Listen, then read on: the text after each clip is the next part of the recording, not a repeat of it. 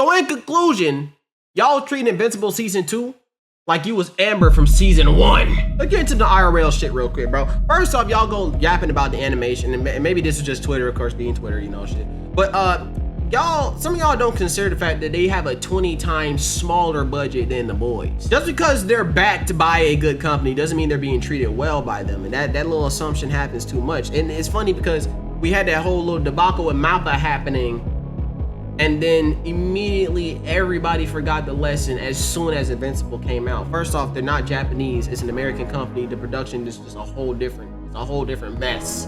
On top of all the shit, the fact that Corona had just happened too, so that was reeling on top of them. These are humans making these shits, you feel me? And it's like, you really aren't thinking the shit through if you had these expectations of like X-Men 97 type animation, because one, first off, animation, Amazon and Disney, different levels, bro. Amazon don't got 5 biggest movies of all fucking time, bro. That's a whole different field. The fact that even Marvel Rivals is even immensely boosted by the fact that it has an obscene budget, likely from the fact that, you know, it's Marvel. They just got it like that now. They came up. And you know, complaining like all hell about the gap, as if they didn't give a whole segment literally explaining like just animation takes a long fucking time, bro. We just gotta do all this shit. You know, we're trying to make little segments here. We still barely made the deadline, you know, because they ain't getting the right way. And you know, the issue is that when issues happen in anime, people say it's an animation issue. They don't be going at the production or the producers for that matter. Feel me? Like, people aren't specific enough. Y'all kind of just blame the team, which I feel like is like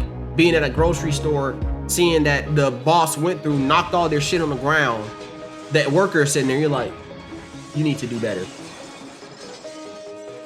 Bitch, what? Like, you know, it's just kind of wild when you're like, what do you expect? And honestly, at some points, I'd rather commend them for what they were able to put together, knowing that they got screwed over. Like, even for Uzumaki, I kind of commend the animation team for being able to do some of the shit that they were still able to do in the, you know, amongst the ass that was there, but it was still very much because of the fact that they had a horrible production that was going on that just wasn't giving them what they need. It is not a good idea to blame the animators or animation in general for that when it is a production issue. IRL bullshit aside, y'all did the same thing to Mark too.